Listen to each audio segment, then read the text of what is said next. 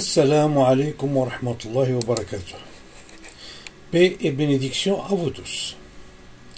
Après mon silence sur ce sujet qui dure depuis 2 mois ou plus, me voici revenir dessus pour le clôturer, Inch'Allah, cette fois-ci après vous avoir donné toutes les réponses, soit religieuses que scientifiques, confirmant la gigantesque erreur de notre calendrier hégirien et sa totale déviation du temps de nos rituels préétablis par Allah le jour même de sa création des cieux et de la terre, il y a 13,7 milliards d'années. Nous voici donc arrivés à affronter directement dans cette 3e vidéo le sujet concernant l'ajustement du calendrier musulman, ou An-Nasi selon le Coran, ou le mois intercalaire. An-Nasi veut dire le mois retardé.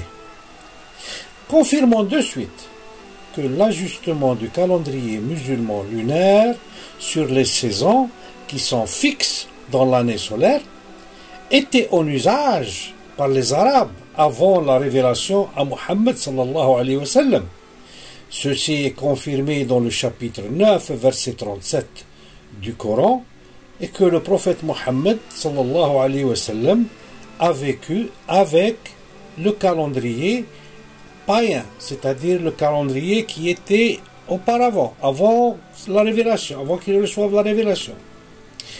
Les païens en faisaient usage une année, et une année ils l'annulaient, c'est-à-dire ils annulaient le 13e mois.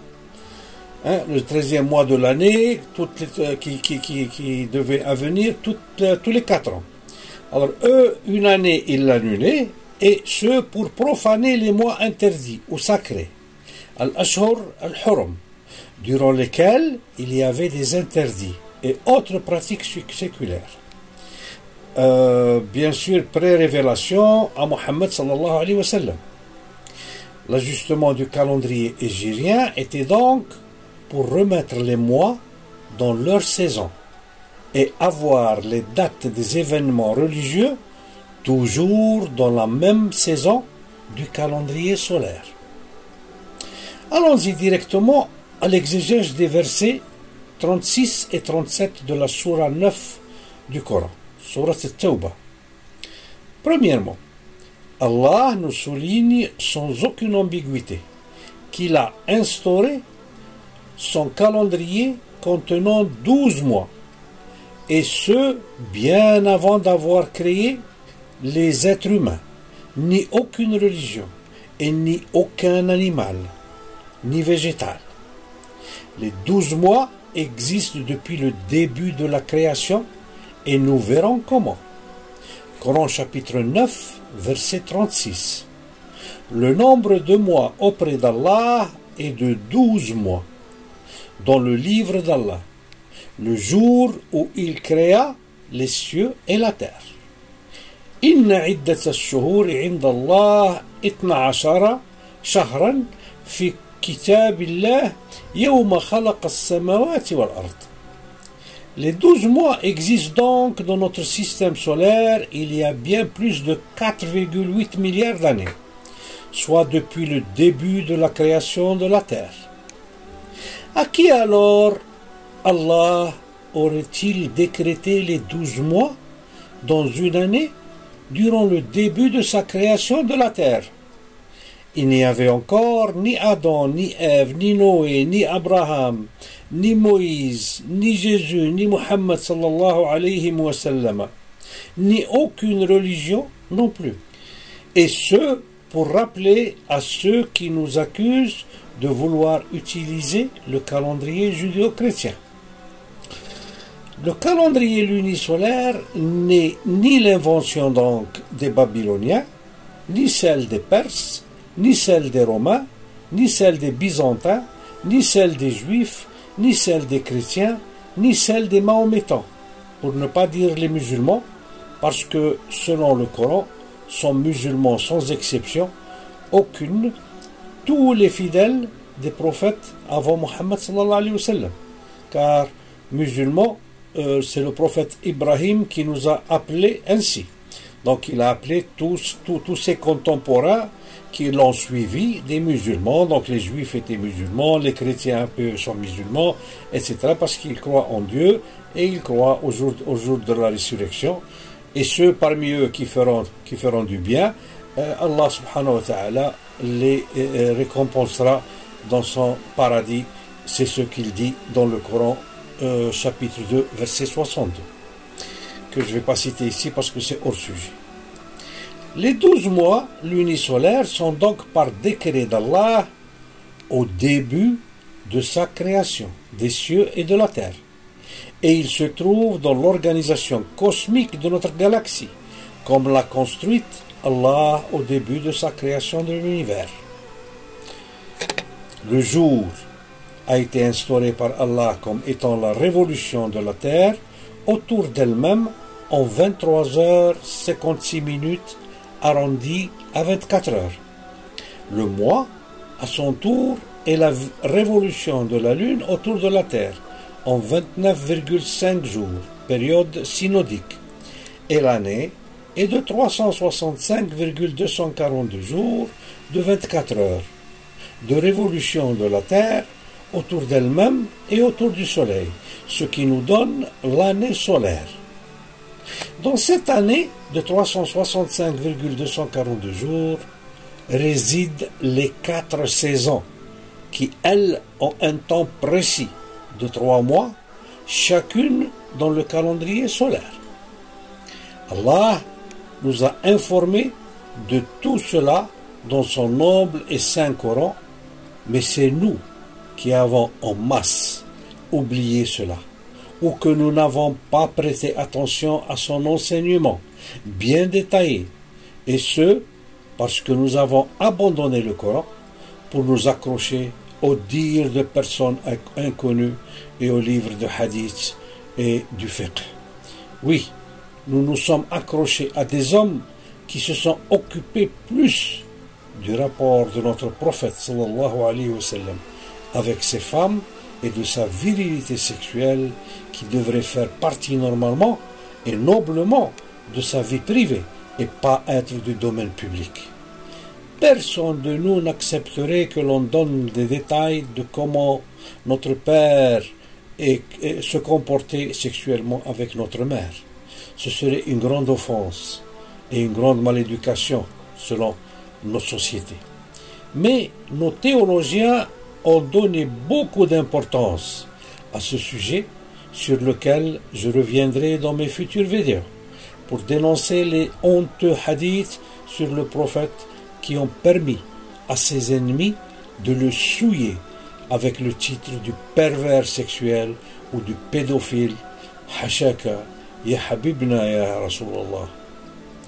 Allah ne nous a privés de rien dans son Saint Coran. Tout ce qui est utile pour nous, Allah nous l'a renseigné dans son livre saint. Coran chapitre 6 verset 38. Nulle bête marchant sur terre, nul oiseau volant de ses ailes, qui ne soit qu'en vous, en communauté. Nous n'avons rien omis d'écrire dans le livre. Je répète, nous n'avons rien omis d'écrire dans le livre. Puis, c'est vers leur Seigneur qu'ils seront ramenés. وَمَا مِنْ دَبَّةٍ فِي الْأَرْضِ وَلَا طَائِرٍ يَطِيرُ بِجَنَاحَيْهِ إِلَّا أُمَمٌ أَمْثَالَكُمْ ما فرطنا في الكتاب من شيء ما فرطنا في الكتاب من شيء ثم إلى ربهم يحشرون. Allah nous a bien dit que soit la lune, que le soleil, que la terre voguent dans une orbite constante et ponctuelle. Coran chapitre 21, verset 33. Et c'est lui qui a créé la nuit et le jour, le soleil et la lune, chacun voguant dans une orbite ou dans son orbite. وهو الذي خلق الليل والنهار والشمس والقمر كل في فلك يسبحون. Et encore dans Coran chapitre 36 verset 40. Le soleil ne peut rattraper la lune, ni la nuit devancer le jour, et chacun vogue dans une orbite. لا الشمس ينبغي لها أن تدرك القمر ولا الليل سابق النهار وكل في فلك يسبحون. Dans Coran chapitre 10 verset 5, c'est lui qui a fait du soleil une clarté et de la lune une lumière, et il en a déterminé les phases afin que vous sachiez le nombre des années et le calcul du temps. Allah n'a créé cela qu'en toute vérité. Il expose en détail le sens de ces versets pour les gens doués de savoir. هو الذي جعل الشمس ضياء والقمر نورا وقدره منازل لتعلموا عدد السنين والحساب ما خلق الله ذلك إلا بالحق يفصل الآيات لقوم يعلمون. Allah nous a bien informés dans ce verset que les phases lunisolaires nous servent pour connaître le nombre des années, et il nous a précisé que la course de la Lune et du Soleil dans leur orbite a un terme fixé, qui est la fin de la révolution de la Lune autour de la Terre, le mois, et la fin de celle de la Terre autour du Soleil, ce qui nous donne les années. Coran chapitre 13, verset 2. Allah est celui qui a élevé bien haut les cieux sans piliers visibles. Donc il y a des piliers. Il s'est établi, istawa, sur le trône et a soumis le soleil et la lune, chacun poursuivant sa course vers un terme fixé. Il règle l'ordre de tout et expose en détail les versets afin que vous ayez la certitude de la rencontre de votre Seigneur. الله الذي رفع السماوات بغير عمد ترونها ثم استوى على العرش وسخر الشمس والقمر كل يجري لأجل مسمى يدبر الأمر يفصل الآيات لعلكم بلقاء ربكم توقنون. Allah a considéré parmi ces 12 mois et depuis le début de la création des cieux et de la terre, 4 d'entre eux en étant sacrés par les interdictions qu'ils comprennent, al-ashhur al-hurum, c'est-à-dire durant lesquelles certaines actions sont interdites et qu'on va détailler plus tard. Allah considère le respect de ces 4 mois sacrés comme étant la vraie religion. Je souligne cela, c'est très important. Donc Allah considère le respect de ces 4 mois sacrés comme étant la vraie religion, ou en d'autres termes, la religion de droiture qu'il faut suivre. Autrement, qu'est-ce qui nous arrive? Nous ferions du tort à nous-mêmes en cas de non-respect de ces interdits. Coran chapitre 9, verset 36. 4 d'entre eux, c'est-à-dire d'entre les 12 mois, sont sacrés. Telle est la religion droite. Durant ces mois, ne faites pas de tort à vous-même. Donc il y a des choses que si l'on fait, cela veut dire qu'on va faire du tort à nous-mêmes, mais à nous tous, pas à nous individuellement, mais à nous tous. منها 4 حرم يعني من 12 شهرا منها 4 حرم ذلك الدين القيم لا تظلموا فيهن أنفسكم. Le tort à nous-mêmes, on le fait dans le cas de non-respect de ces interdictions durant les mois sacrés, que je vais vous détailler dans ce qui va suivre. Ces 4 mois sacrés au Hurum sont dits interdits par Allah, parce que durant leur période, Allah aurait interdit quelque chose d'important, qu'on va voir. Il n'y avait aucun rituel au début de la création des cieux et de la terre, vu qu'il n'y avait pas encore d'être humain, ni de religion, ni de pèlerinage à l'époque. Ce qui signifie, sans aucun doute, que la sacralité de ces 4 mois non définie ou spécifiée d'ailleurs dans le verset en question, depuis la création des cieux et de la terre, serait que l'interdiction qu'imposent ces mois sacrés n'a rien à voir avec le Hajj, le pèlerinage, mais avec plutôt la chasse. Sans régulation de celle-ci, l'équilibre environnemental qu'Allah a instauré au début de la création serait perdu.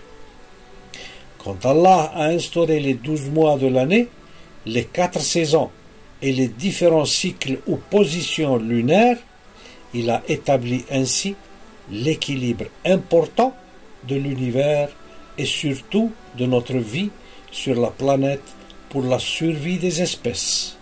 Et pour cela, Allah a interdit sans ambiguïté la chasse durant les 4 mois sacrés. Coran chapitre 5, verset 1. Ô les croyants, remplissez fidèlement vos engagements. Vous est permise la bête du cheptel, sauf ce qui sera énoncé comme étant interdit. Ne vous permettez point la chasse alors que vous êtes en état d'interdiction, durant les 4 mois interdits bien sûr. Allah en vérité décide ce qu'il veut. Ya ayyuhalladhina amanu, awfu bil'uqud, uhillat lakum bahimatul an'am, illa ma yutla alaykum ghayra muhillis saydi, wa antum hurumun. Inna Allah yahkumu ma yurid. Et encore, un autre verset sur l'interdiction de la chasse pendant les 4 mois durant lesquels celle-ci est interdite. Coran chapitre 5, verset 94 ou 94. Ô les croyants, Allah va certainement vous éprouver par quelques gibiers à la portée de vos mains et de vos lances. C'est pour qu'Allah sache celui qui le craint en secret. Quiconque après cela transgresse aura un châtiment douloureux. يا أيها الذين آمنوا ليبلونكم الله بشيء من الصيد تناله أيديكم ورماحكم ليعلم الله من يخافه بالغيب فمن اعتدى بعد ذلك فله عذاب أليم. Et enfin, le dernier verset sur l'interdiction de la chasse. Coran chapitre 5, verset 95. Ô les croyants, ne tuez pas de gibier pendant que vous êtes en état d'ihram, c'est-à-dire pendant les 4 mois interdits ou sacrés. Quiconque parmi vous en tue délibérément, qu'il compense alors soit par quelque bête de troupeau, semblable à ce qu'il a tué, d'après le jugement de 2 personnes intégrées parmi vous, et cela en offrande qu'il fera parvenir à destination des pauvres de la Kaaba, ou bien par une expiation en nourrissant des pauvres, ou par l'équivalent en jeûne. Cela afin qu'il goûte de la mauvaise conséquence de son acte, parce qu'il n'a pas respecté les interdits que Allah a fixés durant les 4 mois interdits, ou les 4 mois haram. Allah a pardonné ce qui est passé, mais quiconque récidive, Allah le punira. Allah est puissant et détenteur du pouvoir de punir. Ya ayyuhalladhina amanu, la taqtulu as-sayda wa antum hurumun, wa man qatalahu minkum muta'ammidan fajaza'un mithla ma qatala min al-an'am min al-na'ami yahkumu bihi ذوي عدل منكم هديا بالغ الكعبة أو كفارة طعام مسكين أو عدل ذلك صياما ليذوق وبال أمره عفى الله عما سلف ومن عاد فينتقم الله منه والله عزيز ذو انتقام. L'imposition du calendrier lunaire a été instaurée malheureusement par le calife Omar radiallahu anhu, et stabilisée après lui par le pouvoir des Abbassides, qui ont transgressé ainsi à l'interdiction des 4 mois sacrés et imposé le non-usage du mois intercalaire, ou l'ajustement de l'année lunaire avec les saisons de l'année solaire, comme ça se fait depuis des siècles chez les juifs et chez les chrétiens, avec l'année bissextile, quand ils ajoutent tous les 4 années un jour au mois de février qui devient de 29 jours au lieu de 28 jours. Coran chapitre 55, verset 7. Et quant au ciel, il l'a élevé bien haut, et il a établi la balance, afin que vous ne transgressiez pas dans l'équilibre de l'environnement. Moi j'ai mis environnement parce que c'est sous-entendu, c'est ce qu'il veut dire. والسماء رفعها ووضع الميزان ألا تطغوا في الميزان. Allah n'a pas défini quels sont les 4 mois sacrés parmi les 12, et ce à cause de la différence des climats entre les différentes régions du globe terrestre. Ces différences donnent aussi des différentes périodes de reproduction de la faune animale et végétale dans les différentes zones de la Terre. Il a donc laissé aux différents peuples et différentes régions du globe le choix de ces mois selon les conditions climatiques et leur constatation du début de la période de reproduction animale et végétale, durant lesquelles doivent être comptés les 4 mois interdits. Dans la tradition islamique, par contre, et pas dans le Coran, ces mois ont été définis et sont Muharram, premier mois de l'année hégirienne, Rajab, 7e mois de l'année hégirienne, Dhul Qa'da, 11e mois de l'année hégirienne, et Dhul Hijjah, 12e mois de l'année hégirienne. Et durant ces mois, les interdits concernent seulement la chasse. La chasse de la part des pèlerins quand ils sont en habillement du ihram. Et à dire la vérité, les pèlerins n'ont aucune envie de pratiquer la chasse, soit à cause de leur habillement inadéquat, soit encore à cause de l'inexistence de gibier autour de la Mecque. D'après Abu Bakr, radiallahu anhu, le prophète sallallahu alayhi wa sallam a dit durant son discours de l'adieu à son retour de son unique pèlerinage à la Mecque.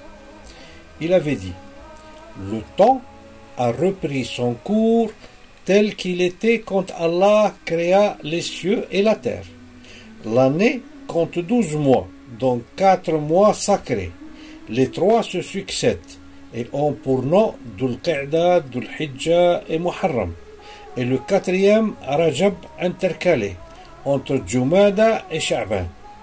Ça, c'est un hadith numéro 2958 dans Sahih al-Bukhari. Ce hadith nous informe que durant ce dernier discours du prophète à la Ummah, et qui a eu lieu en 632 du calendrier solaire, soit le 28 du mois de Dhul Hijjah, et à la fin de l'année lunisolaire. 2 jours après ce jour-ci aurait été la veille du jour de l'an arabe ou islamique, soit le 1er Muharram, c'est-à-dire le 1er du mois lunaire Muharram. Coran chapitre 5, verset 3. Aujourd'hui, j'ai parachevé pour vous votre religion et accompli sur vous mon bienfait, et j'ai agréé l'islam comme religion pour vous. اليوم أكملت لكم دينكم وأتممت عليكم نعمتي ورضيت لكم الإسلام دينا. Les empires aiment commencer leur histoire à partir du moment de leur victoire sur leurs ennemis et le début de leur gloire et de leur pouvoir dans le monde. Malheureusement, nos ancêtres ont préféré le départ de notre histoire à partir du jour ou de l'année de notre défaite, quand le prophète Mohammed sallallahu alayhi wa sallam a dû fuir ses ennemis vers un exil qui était celui de Médina. C'est pour cela que je considère notre calendrier hégirien comme celui de la honte, parce qu'il commence par l'année de la défaite du prophète Mohammed sallallahu alayhi wa sallam, suite à sa fuite de la Mecque.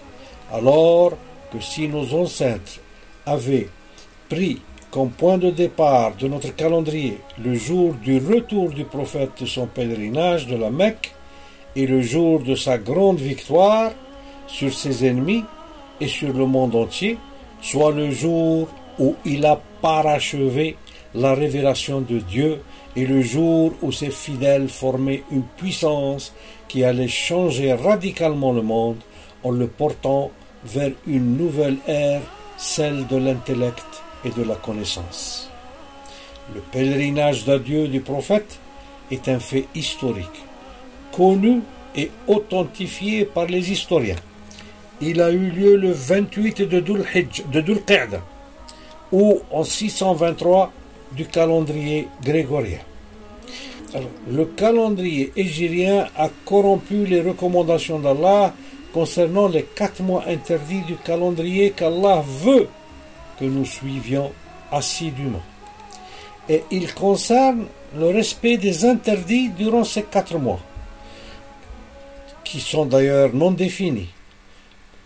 Donc ces interdits, on doit les considérer comme piliers importants de la nouvelle religion. Aucun pays musulman n'a jamais appliqué ces interdits et défini en quel mois la chasse est interdite, par exemple.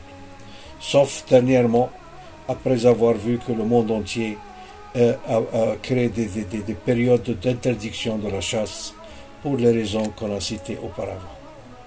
Les mois hégiriens tournent autour du calendrier solaire en 33 ans, et donc aucune possibilité de définir quels sont ces 4 mois interdits, parce qu'ils changeront chaque année, vu que les mois tournent autour des saisons.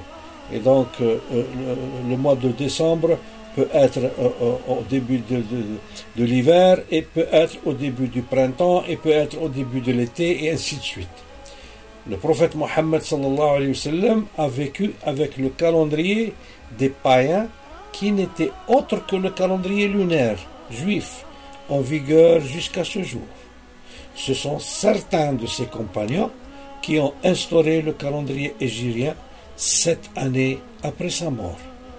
Et on a dit que c'était le calife Omar, selon ce qui est raconté dans les hadiths. Étrangement, les compagnons du prophète et les théologiens de l'islam après le prophète, ne se sont jamais arrêtés au jour du retour du prophète de la Mecque, avec ces événements très significatifs qui prouvent que le prophète a signalé ce jour comme le retour du temps ou du mouvement de notre planète et de ses astres, le soleil et la lune, à leur position de quand Allah avait créé les cieux et la terre. Comment cela? Reprenons alors le dernier verset révélé du Coran et le dernier discours ou message du prophète laissé à sa communauté. Coran chapitre 5 verset 3. Aujourd'hui j'ai parachevé pour vous votre religion et accompli sur vous mon bienfait, et j'agrée l'islam comme religion pour vous. اليوم أكملت لكم دينكم وأتممت عليكم نعمتي ورضيت لكم الإسلام دينا. Avant ce jour-ci, la religion islamique était incomplète. Mais à partir de ce jour, la religion était bien complète et une nouvelle ère de rapport avec Dieu et notre environnement était sur le point de commencer. Dans son dernier discours, le prophète avait souligné que le temps, ce jour-là, est retourné à sa position originale, comme elle était durant le jour de la création des cieux et de la terre. إن الزمان قد استدار كهيئته يوم خلق الله السماوات والأرض. Ceci signifie clairement que ce jour-là était le jour duquel l'évaluation du temps devait repartir. C'est le jour où l'ajustement du calendrier devait se faire. Ce jour-ci était un signe divin pour le démarrage de l'histoire et du calendrier islamique. ou plutôt le redémarrage de l'histoire et du calendrier islamique. Allah nous a donné des signes sur ce jour de retour du prophète de son dernier et unique pèlerinage, et qui sont. Premièrement, nous savons quel mois c'était et quelle année c'était, et nous pouvons facilement faire nos comptes pour avoir le jour aussi. Mais Allah nous a donné d'autres détails qui nous serviront encore plus et nous donneront plus de certitude sur notre recherche ici faite. Le premier détail est le verset 189 de la sourate 2 du Coran, sourate al-Baqarah, qui nous dit, verset 189, « Il t'interroge sur les nouvelles lunes. Dis, elles servent aux gens pour compter le temps et aussi pour le Hajj, pèlerinage. يسألونك عن الأهلة قل هي مواقيت للناس والحج. En effet, grâce aux nouvelles lunaisons, nous arrivons à connaître le début de mois, comme nous arrivons à connaître le début du mois de Ramadan ou le début du mois du Hajj. Dans le verset cité à peine ici, Allah nous a souligné que les nouvelles lunes servent pour connaître le temps du pèlerinage. Il a précisé ici le mois du Hajj, et avec une observation approfondie, il a été constaté que la nouvelle lune du mois du Hajj est ainsi, comme vous la voyez dans la photo du petit écran. Quand vous verrez le croissant dans cette position, alors sachez que vous êtes dans le mois du Hajj. Alors une question est légitime à poser. En partant du verset qui nous souligne que les croissants ou les nouvelles lunes servent à reconnaître le début du mois du Hajj. Connaissons-nous la forme de la nouvelle lune du mois du Hajj? Jeûnons-nous en observant la lune selon sa forme établie par Allah, ou suivons-nous n'importe quelle nouvelle lune, vu que nous jeûnons durant toutes les lunaisons avec leurs différentes formes? Absolument pas. Car nous jeûnons durant toutes les nouvelles lunes de tous les mois de l'année et durant 33 ans. Chaque 4 années, nous jeûnons pendant des lunaisons différentes, car nos mois se déplacent d'une lunaison à une autre, et chaque lunaison a un aspect différent de l'autre. En effet, après des recherches approfondies, nos scientifiques ont découvert qu'il y a 3 formes de nouvelles lunes. 2 sont spécifiques, une pour le mois du Hajj et l'autre pour le mois du Ramadan, et une pour tout le reste des mois de notre calendrier lunaire. Il est clair déjà que Allah a décidé depuis le début de la création des cieux et de la terre quand sera la lunaison du mois de Ramadan et quand celle du dernier mois de l'année, soit Dhul Hijjah, et ce pour nous faciliter le compte des années. Coran chapitre 2 verset 189. Il t'interroge sur les nouvelles lunes, dit elles servent aux gens pour compter le temps et aussi pour le Hajj, pour le pèlerinage. يسألونك عن الأهلة قل هي مواقيت للناس والحج.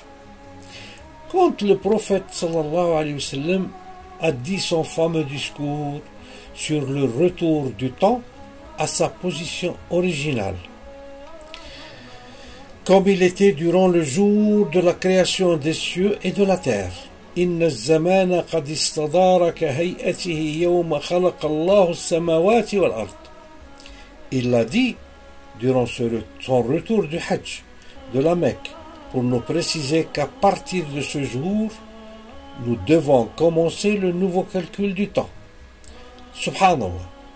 Allah et son prophète nous ont tout enseigné, mais nous avons tout laissé de côté et nous nous sommes occupés de l'éphémère, de ce qui est matériel, et on a éloigné de nous le spirituel et l'intellectuel. اللهم أرجعنا إلى ما تحبه وترضاه لعبادك المتقين آمين. Si on ne s'est pas soumis à ceux qui nous ont menti et qu'on a déifié en les considérant des savants de l'islam et seuls dépositaires de la compréhension du Coran et de ses enseignements, et si on aurait écouté l'invitation d'Allah à approfondir le Coran librement et sans soumission à personne d'autre que Allah, nous aurions pu apprendre tous les détails sur tous les sujets qu'Allah nous a exposés dans son Saint-Coran. Coran chapitre 47, verset 24. Ne méditent-ils pas sur le Coran, ou y a-t-il des cadenas sur leurs intellects? أفلا يتدبرون القرآن أم على قلوب أقفالها. Allah ne nous a jamais imposé de nous soumettre à qui que ce soit, sinon au contenu de son Coran, ou de ce qui est confirmé sur le Coran et qui se trouve dans les livres de hadith. Allah nous prescrit le jeûne dans les conditions suivantes. Coran chapitre 2, verset 187. Mangez et buvez jusqu'à ce que se distingue pour vous le fil blanc de l'aube au fil noir de la nuit. Puis accomplissez le jeûne jusqu'à la nuit. وكلوا واشربوا حتى يتبين لكم الخيط الأبيض من الخيط الأسود من الفجر ثم أتموا الصيام إلى الليل. Nous devons donc avoir durant notre mois de jeûne sur toute la terre un jour entier de jeûne jusqu'à la nuit affirmée et une nuit entière jusqu'au début du jour avec la possibilité de boire et de manger. Nous devons donc chercher dans nos 12 mois quels sont les mois durant lesquels ces conditions sont garanties. Quand nous avons des mois durant lesquels il y a le jour, plus la nuit, plus l'aube ou le fajr. Nous devons voir aussi s'il y a des mois durant lesquels la longueur du jour et de la nuit sont égales sur toute notre planète, et ce afin que chaque habitant de la terre, croyant, ait les mêmes conditions que les autres pour jeûner.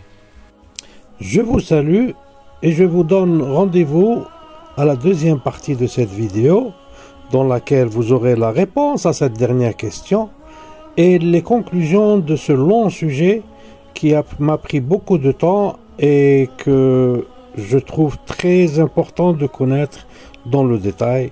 Inch'Allah, on va le conclure là dans la prochaine vidéo.